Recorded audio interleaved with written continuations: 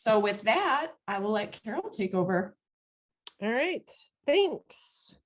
So before I get started, I want to give a huge shout out to Patrick Bowman, who has been, he's our lead statistician on the Michigan Traffic Crash Facts project that we have that OHSP has supported for 27 years, for which we're very grateful. And Patrick has been meeting with me every week for like months to figure out what's going on. He's conducted all the analyses. And so, so I'm standing up here getting introduced and everything, but there's no way I can do it without him and the rest of the team. So I want to make sure that's said at the top. So, okay.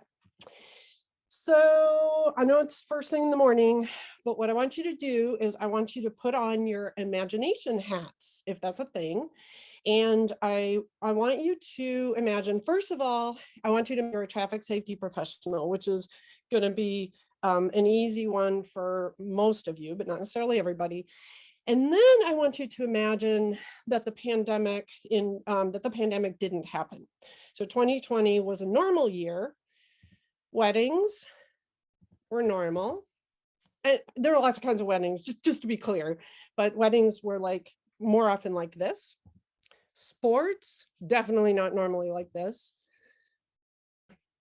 Just the same as in past years. Roads and traffic look like this. Okay, so now you've got yourself into the imagination zone. Now we are collectively sitting in a room at OHSP's offices. It's spring of this year. It's spring of 2021. The new data have just come in from CGIC, and we're sitting down to do the traffic safety professional work season. And so we're going to start doing what we always do, which is we're going to start looking at trends. And so we have obviously a strong focus in traffic safety on fatalities for obvious reasons. And so we start looking and we take a look. And so first off, it's always good and always take a look at the big picture because trying on fatalities and traffic safety is a hard job. And so it's really good to take the big picture view and see how much has been accomplished. But we can see that in about the last 10 years, since about the end of the Great Recession, give or take, that fatalities have kind of been on the rise, and 2020 is no different. It's following the same sort of trend. You can see it. And fatality data is it's a little bit tricky because the numbers are relatively small. There's variability. It's hard to sort of see, and then we start breaking it down into sort of subsets. Certain kinds of crashes are more common, involving risky behaviors. So we take a look at alcohol-involved crashes, and we see that alcohol-involved crashes have been, fatalities have been kind of on the rise for a few years. 2020 seems to be consistent with that trend. It's not the highest, but there it is. Drug-involved crashes definitely going up. Drug testing is going a little hard to tell, but here we have this kind of consistent pattern. Same deal. And so, this is one of these years where things, and it's been going on for a while. Fortunately, speeding pretty flat, right? So we're like, okay, good. That's kind of encouraging. We'd like things to go tilt down, but okay, we'll take it. Unbelted fatalities, kind of weird here. So there's a long stretch in the middle where it's pretty flat. 2020 is it's not the highest, but it's the second highest. And so, but it's hard to say, but pretty flat. Pedestrians, gentle rise. Bicyclists, they're so, again, wibbly data. It's hard to tell what's going on. And all of a sudden, Mark Bach from MDOT walks into the room and slams down the VMT numbers and goes, hey, you guys, VMT is down 15%. And we all go, oh, pandemic. And everybody jumps back and grabs the mask out of their back pocket and throws it on and stands 6 feet apart from each other. And they're like, what the heck? Roads really were like this. So, okay, let's rethink 2020. Let's take a look at crashes. What happened with crashes? So crashes in the broad, again, are going down, but wow, crashes, police reported crashes were down 22%. And for a moment, I asked myself, is that because, so we know that enforcement was reduced and so on, but at least as far as I can tell, and again, maybe at the end, the police on the call can actually fill me in. But in general, the way I sort of view this is that crash data, unlike say enforcement data, comes from an event that actually occurs. So a crash is going to occur. And then under certain circumstances, depending on how bad the crash is, police officer is going to be called. And in that condition, a police report will be written. So in principle, crash data shouldn't be super affected by the large reduction in enforcement activities, other than they occur, but in fact is simply a reflection of how many crashes there were that reached the police report level. And in particular, I'll show you some stuff later, so I'm going to try not to talk ahead of my slides, which I do all the time. So again, VMT down 15%, crashes down 22%. Fatalities are up, and when you do the math on, when you start computing rates, you get this crazy pattern. Rate, keep in mind that the denominator got smaller, is up 29%. It's huge. The police reported crash rate is down 8%. And we're looking at this and trying to feel like, what the heck, right? So, which is why we're having this webinar, is that theoretically, I'm going to tell you what the heck, and you might be disappointed, but we'll talk about that later. So I have a couple of possible theories to offer.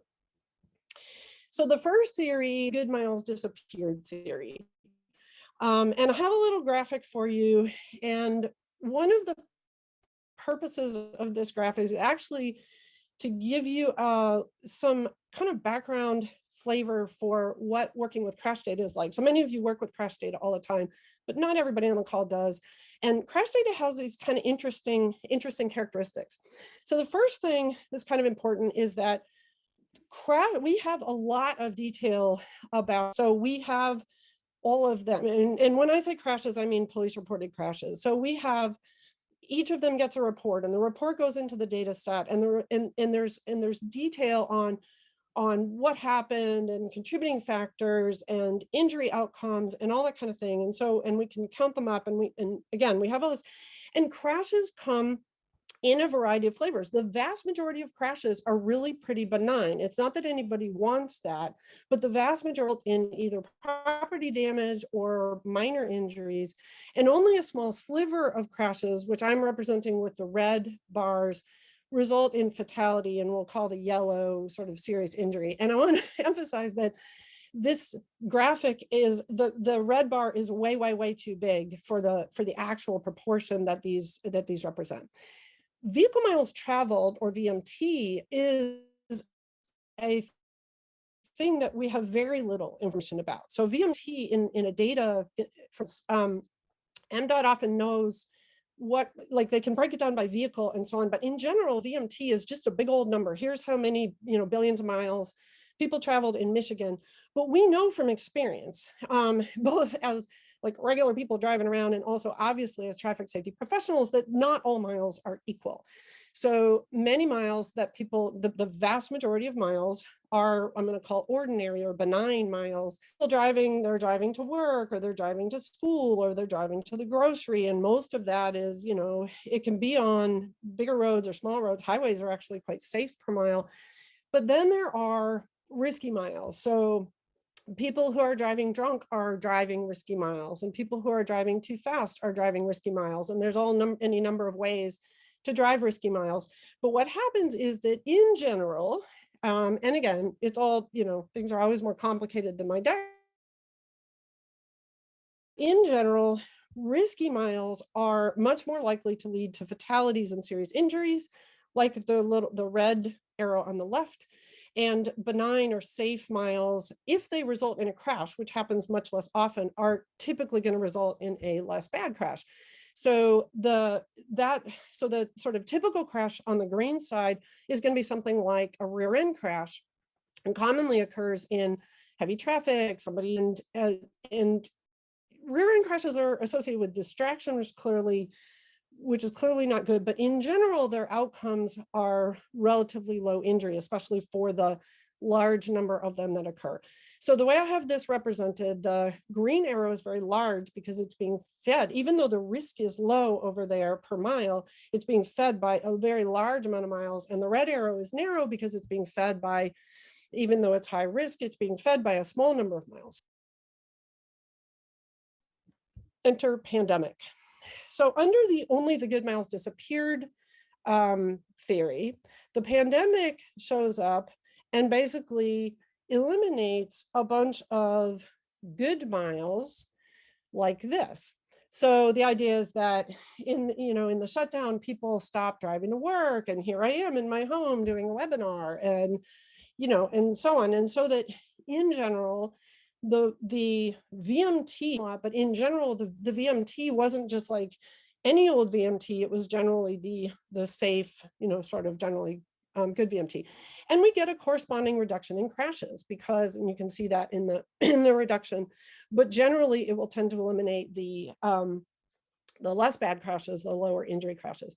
So what we should see in the data then is kind of, so in terms of crash rate, it can go either way because we're removing from both the denominator, but we should see a reduction in crashes. And like I said, we see a reduction in vehicle miles. But when we focus on fatalities, then what happens is that the fatalities, because the mechanism that gives rise to fatalities is still in place, the driving that tends to cause those things is still in place under this theory.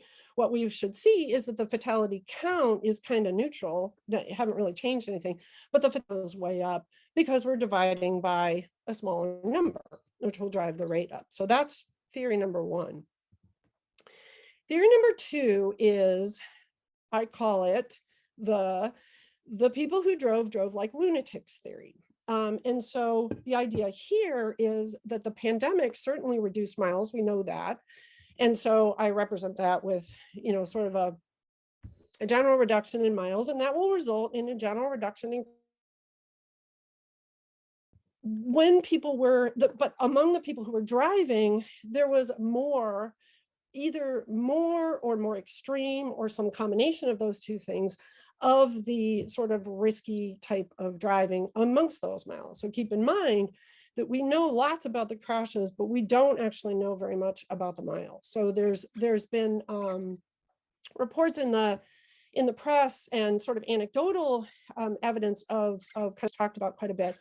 But in general, we actually, this is a theory, right? This is just sort of a mental model that I'm offering. I don't know, we don't necessarily know exactly what happened. So in this scenario, the fatality count and the fatality rate go up.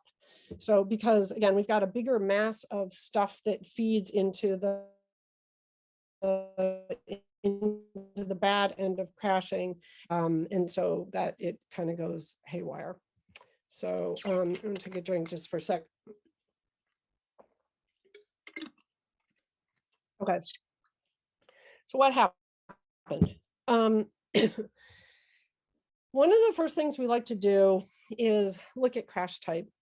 And the reason we like crash type is because each of the different crash types, and there's lots of different ways to break it down. And this happens to be the crash type variable, which hasn't, and there are lots of other ways to slice and dice crash data, of course, but crash type, each crash type is sort of associated with a particular mechanism of a crash and a particular set of circumstances and a particular kind of risk of bad outcomes. So one thing that you can really see here that's pretty important is that rear end crashes in 2020 were down 37%. So remember, VMT down 15. Rear end crashes down 37%.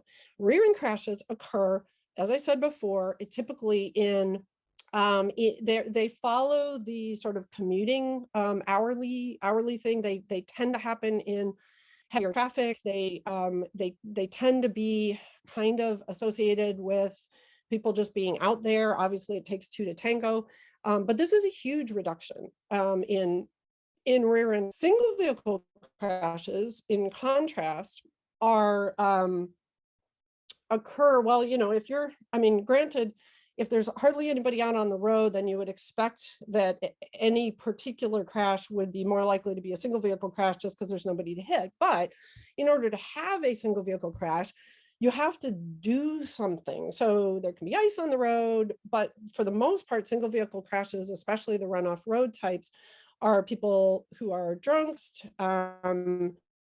It happens most with younger drivers who have some inexperience, potentially, and also risk-taking behaviors, kind of combinations of things going on there. But anyway, what you see is that single vehicle crashes are down 8%. And again, 15% VMT down 15%. And so that's kind of interesting right there.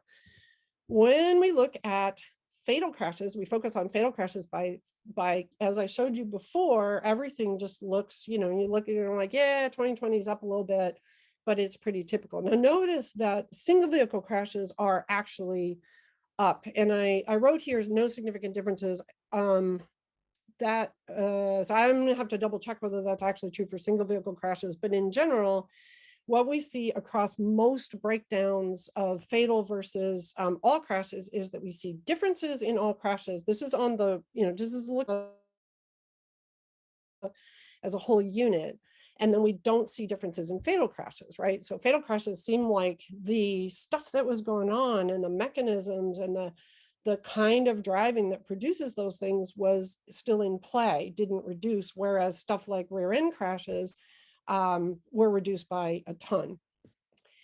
So once we kind of look at that at this high level, look at 2020 as kind of a package, I are looking into more details, because 2020 obviously was not, it was mostly pandemic, but it was not a sort of steady typical year, right? Lots of stuff happened. So this is a graph of COVID, just as a reminder for what happened. So I know that Friday, March 13th is a date that lots of people remember. And in fact, I was at the Traffic Safety Summit, standing in line with some for lunch, actually, with some folks, when the tweets started to come through and the messages started to come through that MSU had gone to full remote, and then University of Michigan went to full remote quickly. But at the state level, the stay-at-home order began on March 24th. So the way this graph goes, well, this is the COVID graph. So if you remember, so blue is cases and orange is deaths. And if you remember, the testing was not ubiquitous, or early on, like cases appear to be low, but deaths were the real marker of what was going on. And it was pretty extreme. And so the shutdown, or sorry, the stay-at-home order, sort of form of shutdown, went from March 24th to June 12th. So it's about 2 months.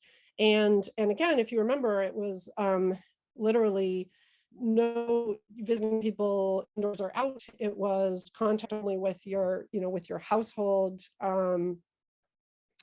And so it was, it was pretty extreme. And then things got a whole lot better. And in the summertime, from a COVID perspective, things were substantially better, and people could start going out, and the stay-at-home order ended, although there were clearly restrictions on gatherings.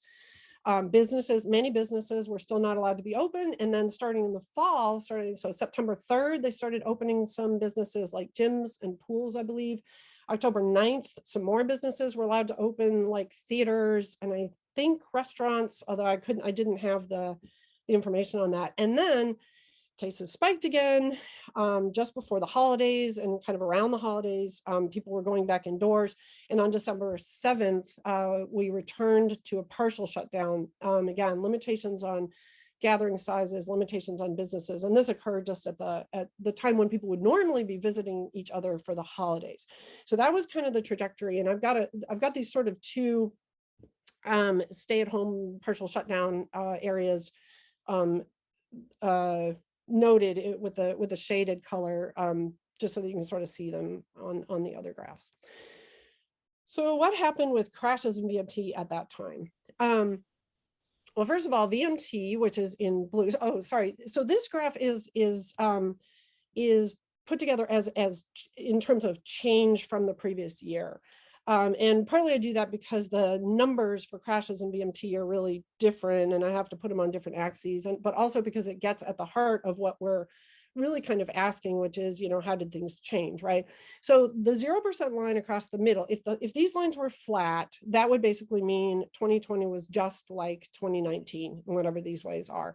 Well, and clearly that's not true. So VMT went, was typical in January and February, and then it started to plummet, and it bottoms out at 60% below normal. It's 60% of normal, which again produces empty roads in April, and then it starts to sort of slowly tick up, and it kind of settles in the summertime when the stay-at-home order ends. It settles in here at about like 10 or 12%, and then it does tick down. It starts to push down towards 20% below in the holiday timeframe. And you notice that crashes track almost exactly what's going on with VMT. So, I mean, it's like almost dead on. This January situation, I'll talk about again later, but it was a very warm, it was one of the warmest Januaries on record, and there was low snowfall. And that feature of the crash data will become clearer, but keep it that was pre-pandemic. So here in December, crashes sort of were lower than previous. And I think, in the November, it is a good bet, I can't guarantee it, but that the greatly reduced Thanksgiving activities, we're sort of reducing some of that kind of Thanksgiving peak. And that's a thing that we could separately be looking at. So at the moment, I'm just speculating. So let's look at, so now we add fatalities to the same graph. Okay.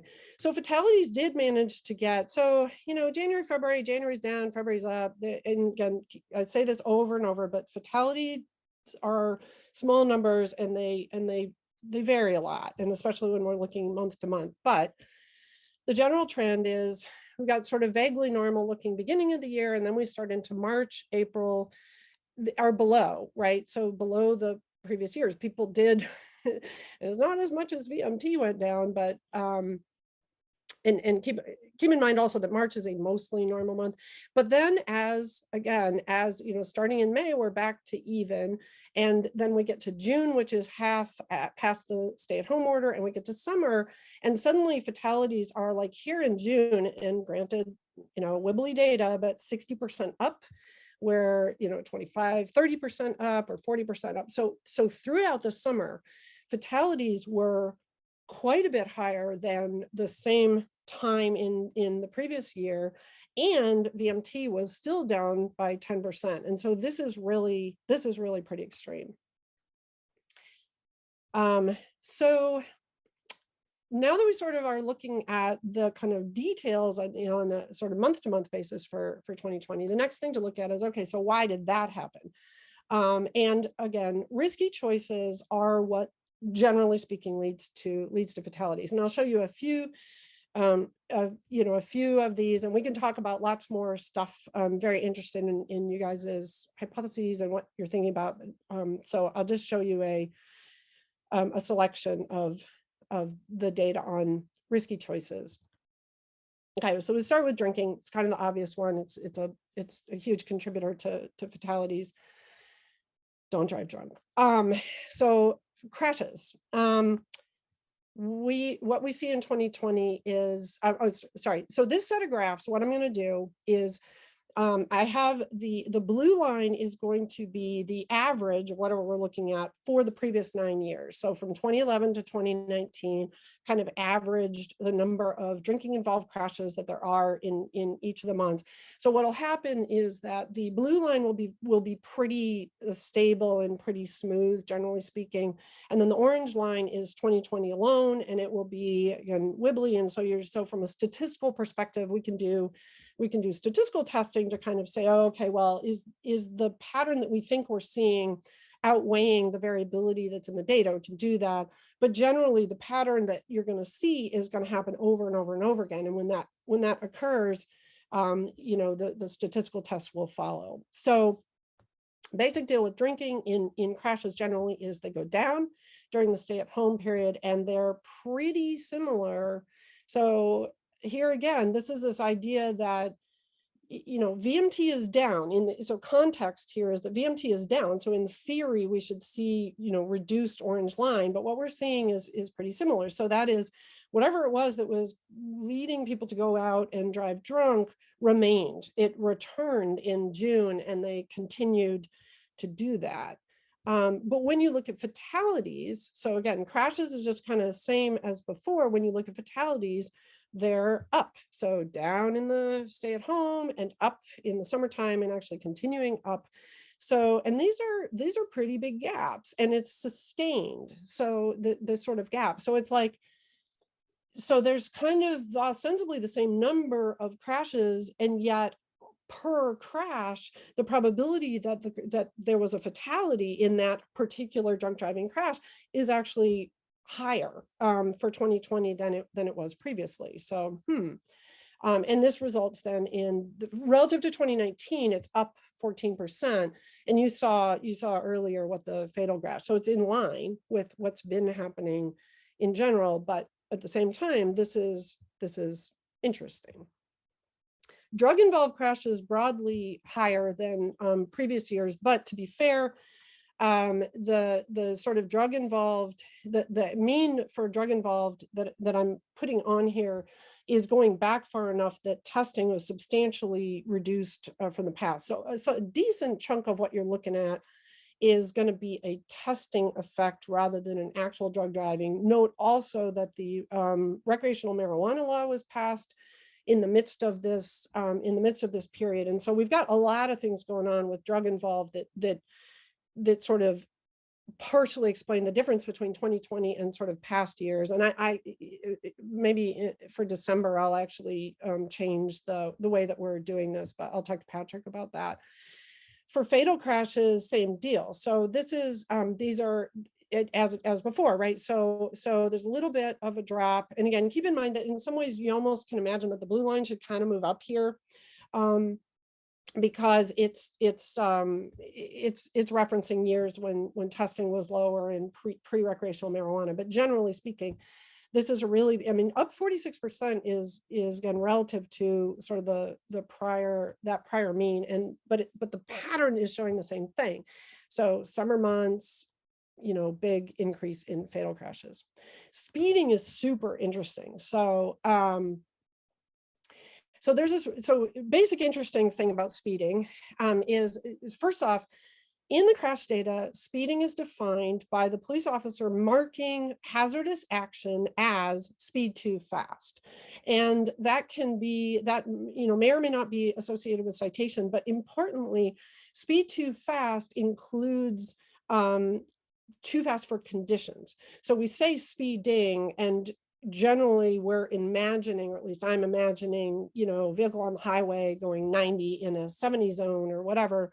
But speeding, as defined in the crash data, speed too fast can include sort of referencing conditions. And we live in a four-season state. And so what we get is we get this big increase, hugely higher number of speeding vehicles in crashes, or speed too fast vehicles, I should say, in crashes in the winter months compared to the summer months. And as I said before, January, so this again is an average over 9 years, so it's smooth and it follows this pattern, but in any one year, the amount of ice and snow can change a lot. And we again see this in the data that winter weather is a big kind of variable. So presumably this downtick was because that was a particularly warm January and the snowfall was low. And so the opportunities for people to be driving too fast on ice and snow were just more limited. We get into this below normal in the shutdown, and then suddenly we get to summer months and we're just joining. It's, it's like just the same as before. VMT, I will remind you yet again, is down 10%, but crashes are just kind of the same. And then sort of reduced here in the following shutdown period. When you look at fatal crashes, so interesting point number one is that fatal crashes are very flat. Speeding fatal crashes, in spite of being like a 7-to-1, this is talking about the blue line, the typical situation. In spite of being 7-to-1 for winter to summer, the fatal outcomes are actually quite flat. So the kind of speeding that people are doing in the summertime, which is driving way faster than the speed limit, is much more deadly than the kind of speed too fast for conditions that occurs in the winter months. Just, fun fact. And I think that's a fact. But then going back to looking at 2020, which was ostensibly the purpose of this talk, we see the same pattern going on. Now, interestingly, we get this kind of crazy spike in July that's pretty limited for speeding. So I don't know what's up with that, but this is kind of this is the thing that's happening here with speeding in fatal crashes. Unbelted occupants. Unbelted occupants in all crashes, way down, and again, blue line past years. They're way down in the stay at home. They're kind of matching. They actually go down in the fall months. Unbelted in fatal crashes, same pattern. It's going to start to get boring because you're going to see 100 more graphs that look like this, give or take, more or less, that kind of thing. So one thing that every time we talk about risky behaviors, we immediately sort of hop to thinking about age groups, right?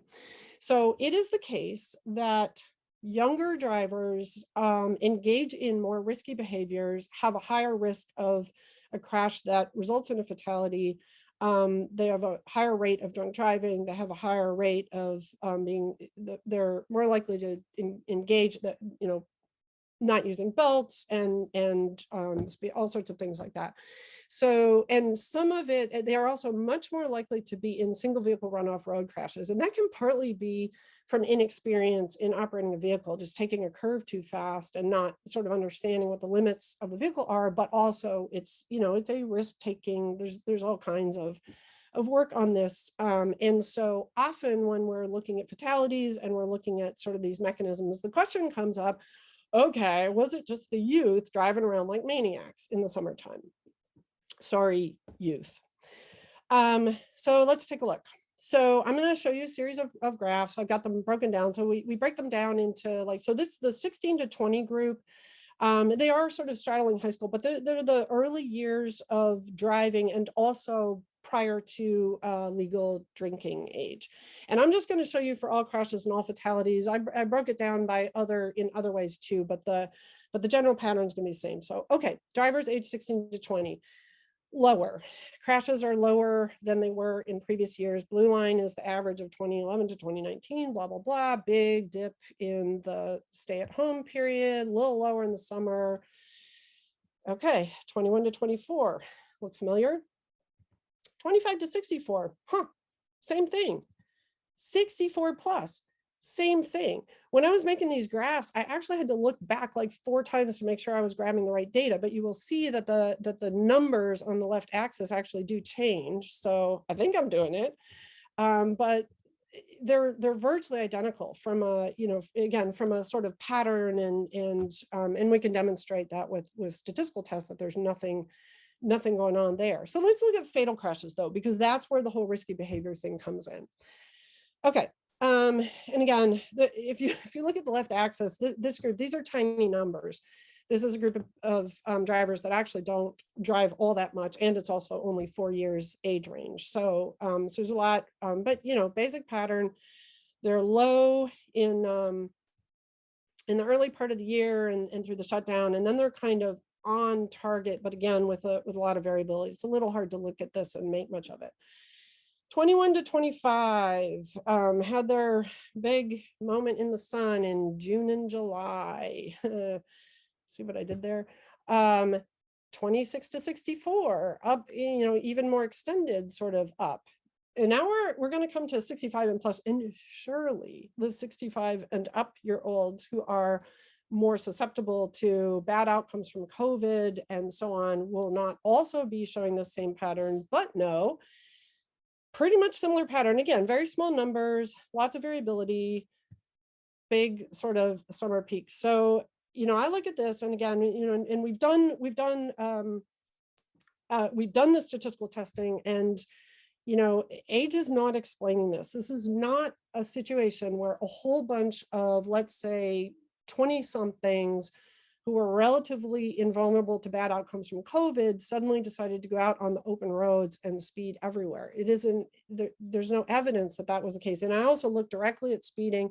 It looks just like this. This is global fatal crashes. So this is really running the gamut of ages, and whatever the effects are seem to be affecting across sort of the driver, across the board for drivers, which is really quite startling and very interesting. All right, so I'm doing right on time. So what do we make of this? I want to show you this. I want to show you one graph and think back to the sort of theories that I proposed. Crash severity. This graph for me is kind of the everything. I mean, it's a complicated looking graph, but in a lot of ways, it's the sort of summary of everything in one graph. So just to set up, once again, and sorry to throw you for a loop, but it's the first thing in the morning, feels like a test, right? But now we're looking at percent change again. So this is percent change between 2020 relative to 2019. So negative numbers means that 2020 was low, positive numbers mean that 2020 was high. And the VMT is here for reference. So it should look familiar by now. And then what I've done is I've broken down all crashes by severity. So the severity values that we use in the crash data are, it's called the Cabco scale, where K is fatal, A is suspected serious injury, B is suspected minor injury, C is possible injury, and O is no injury, also known as property damage only. And these, the light blue and the yellow here are the vast majority, they make up by far the bulk of crashes. And so what you see is the relative to previous years. So again, fatalities are very small numbers, but this is being divided by the corresponding number from 2019. So you see that in the early part of the year, when things were, it was just a year, everything is kind of clustered, relatively close. And we had that January thing that was going on, particularly around fatals and so on, but things are pretty kind of typical. And then we get into March and especially April, and everything goes down. It doesn't all go down as much as VMT went down. Everything but fatals actually goes down by more than VMT, but proportionally by more than VMT went down, but everything goes down. It really shut down. But then when we start into May, and especially in the summertime, now what we've got is, in order, the worse the outcome, the more likely it is to be up. So this is this pattern where we're seeing kind of the sort of low end crashes are kind of tracking VMT, whereas the worst crashes are really increased, is consistent with, and this again is counts. So this is not rates, this is counts. This is consistent with the idea that there was indeed more or more extreme versions of the kind of risky driving that leads to bad outcomes. And that was AKA the lunatic theory.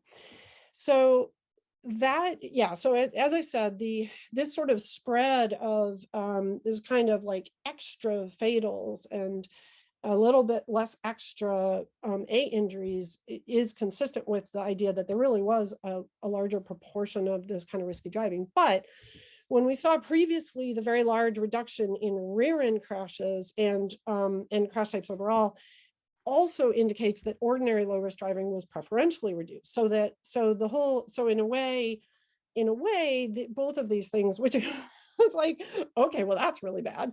In a way, it sort of supports both of these things, that probably it's the case that the bulk of the miles that were eliminated from the system when VMT dropped by 60% and then held under were really the commuting miles. That's the main thing that people weren't doing, and that those commuting miles don't tend to lead to sort of bad injury outcomes. But in addition, for whatever reason, so the driving that remained was to some degree worse. And that's a theory. I don't have the data. We don't have the data about, or at least I don't, that sort of would confirm that, other than the kind of, the sort of, it links up with the anecdotal evidence, but in general, this is what the crash data seem to be sort of suggesting, which again is how we would end up with this sort of spread, or a way that we might end up with spread, because I'm sure there are many smart people listening to this who have better ideas. It's useful and interesting to compare this to the Great Recession. So if you remember the long view fatality graph, which was like the first graph, there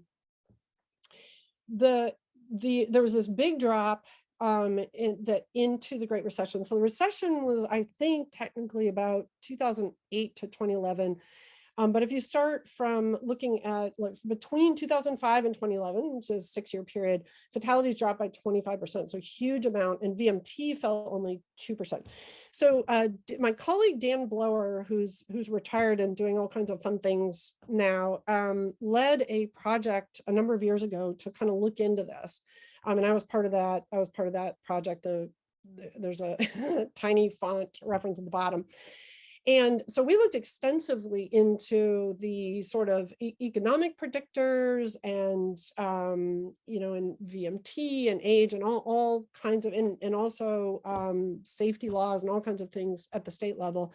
And our general conclusion, so first off, the first observation was that young drivers accounted for way larger than their share of the drop in fatalities at that time. So when you looked at again, some of these like change sorts of graphs, so if you look at the graph and you see, okay, who had the biggest change in fatalities, you expect everyone on average for it to go down 2% because that's VMT. But in fact, what happens is that young drivers dropped by a lot and older drivers dropped only by a little bit. And so there was this very much an age kind of an age trend in how that worked.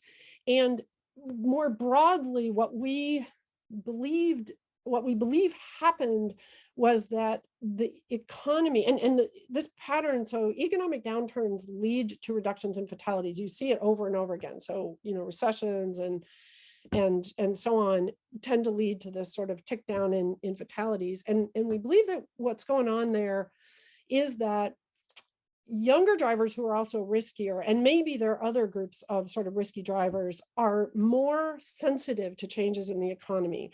So optional driving, so risky driving is often optional driving, drive to the bar and back, things like that.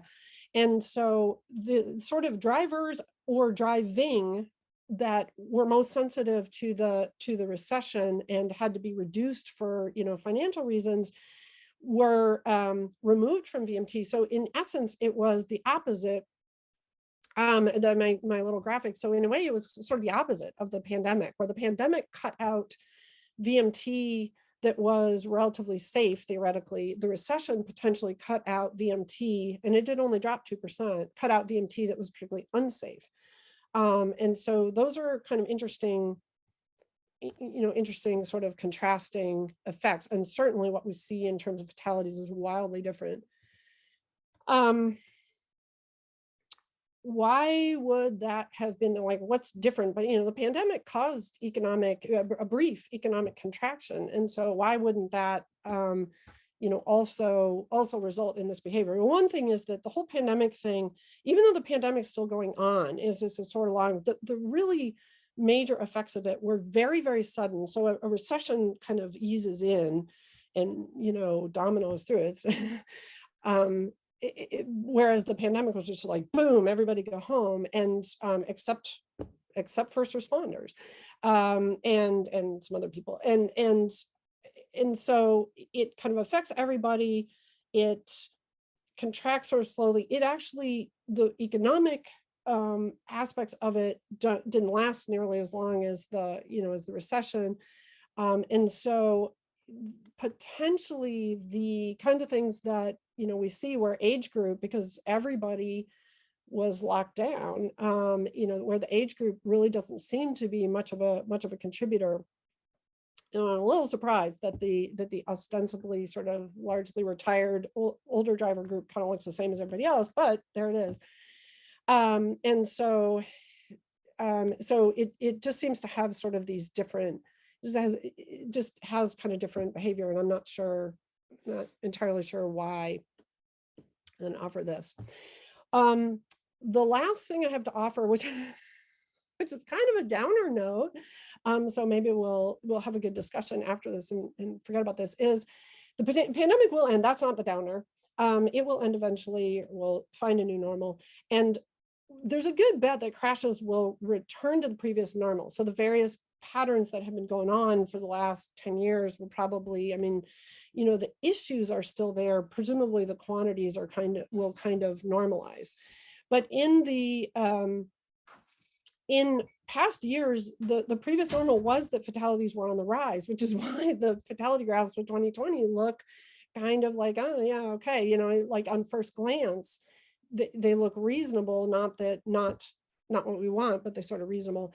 And so those same problems that you know, that traffic safety professionals, you guys have been dealing with for all this time, they're still the problems that need to be tackled. So ironically, you know, there's a lot of lessons to learn from the pandemic, right? I mean, we all learned how to do a really good job of working from home and lots of other things. And many people, you know, I'm going to go home and rethink my life, and all that is, you know, whether that's sort of good or bad. But the reality is that the risky behaviors that lead to fatalities are still the risky behaviors that lead to fatalities, and they're still going to be there when the pandemic ends, and they're still the problem that we need to tackle. So I always, I have not, I should have put the graph, maybe I'll do this for December, I should have put the long-term trends graph, because I feel like everybody who works in traffic safety, especially in trying to change behavior, should like put that graph up on their wall and glance up on it, because progress has without a doubt been made. Significant progress has been made by you guys, and so it can be done. But the same things that we're struggling with are still going to be. So from a traffic safety perspective, I'm not sure that the pandemic has actually really introduced any kind of super new insight, or at least I didn't have it. So somebody else potentially can provide that to me, and then in December I'll give you credit for it, I promise. So questions?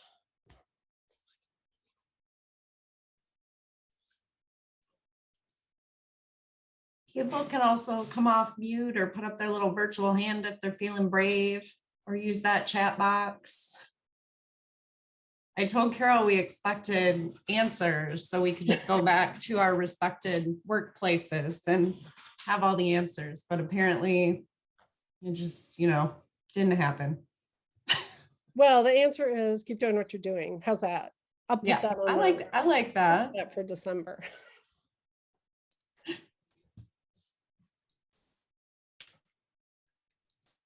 So I have a quick question, or maybe just a comment. It's Francine from Umtree. And I really want to thank you for this presentation. We are involved in so many things here at Umtree, young drivers, older drivers, all the drivers in between. And it feels like to me that it's really you know, age is not a factor, which I was really going for. You know, we've had conversations where I was convinced it was the older drivers. But it seems like it's humans, right? Like we still have bad behavior behind the wheel, no matter what.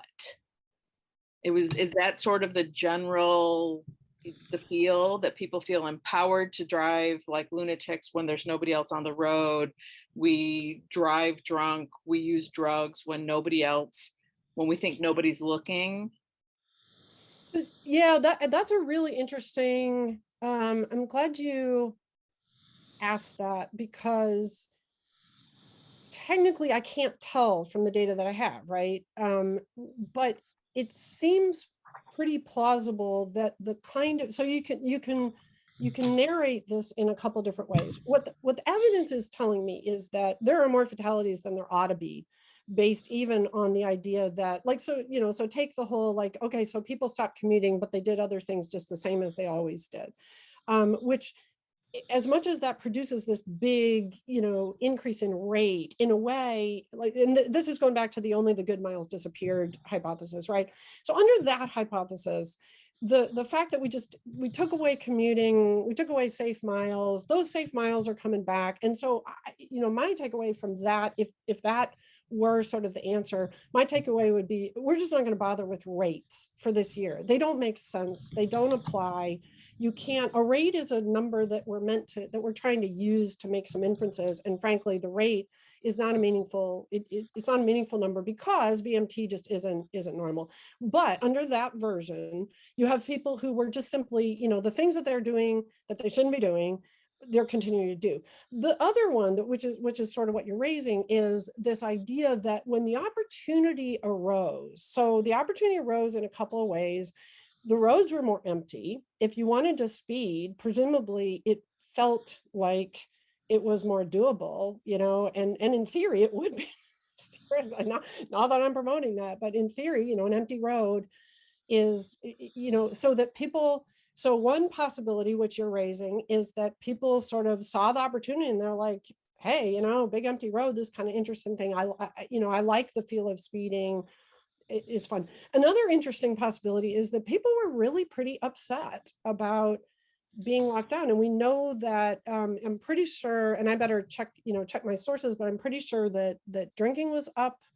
And there were other aspects of the pandemic that really, people were really, mental health really suffered. Yeah. And so the whole idea of going out on the road and letting loose is not inconsistent as a behavior with that sort of feeling. It's like, they finally let me out and I'm just gonna, and I'm upset and I'm, so that's another, again, I don't have evidence for either of those because I'm not asking people, and I don't even have observations of sort of speeds on the roads and stuff, but the idea that people were kind of engaging in some kind of, for whatever reason, in extras of these behaviors during that time is interesting. And another interesting thing, and speeding is clearly not the whole story. So speeding gets a lot of talk, but enforcement was way, way, way, way down. So not only were the roads empty, but your probability of being stopped was way lower. And whether people knew that, were taking that into account or not is an open question. But certainly, again, the work that the Michigan State Police does to sort of to discourage those kinds of behaviors, and even for that matter, drunk driving, you would be less likely, if you're not in a crash, you would be less likely to be caught as well. And so yes, I think there are a number of sort of reasonable explanations that sort of fit the data. Whether again they're right or not is, I can't say that, but they're plausible. Yeah. Yeah. Yeah, wonderful. Thanks, Francine. Jared put a question in the chat. Is there a compelling reason why the proportion of serious injuries would not increase at the same scale as the proportion of fatalities under both the lunacy and safe miles theory? Yeah, so I think you need for this graph right here, if you imagine, sorry, I thought about drawing this for this talk, and again, I'm gonna make a much better talk in December, but nobody wants to listen to it twice. But what's really going, so you're gonna have to do this in your head. Behavior, and let's just take speed. It's the easiest thing to think about, right? So imagine the distribution of speed. So imagine you're on the highway. Let's imagine we're talking about a 70-mile-an-hour road, and think about the distribution of speeds that are on that road. There's a tail over to the right, and there's possibly a tail on the left, but there's a tail on the right in sort of the high speed department. And those are speeds that are more likely to lead to fatality. And the farther out you go, the more likely it is that if, given a crash, that somebody will be killed. If you imagine that that tail gets fatter, this is the sort of lunatic theory, that tail is getting fatter, then what will happen is you can easily get this pattern, which is that fatalities, remember that this is relative. So injuries are more common than fatalities. I want to make that clear.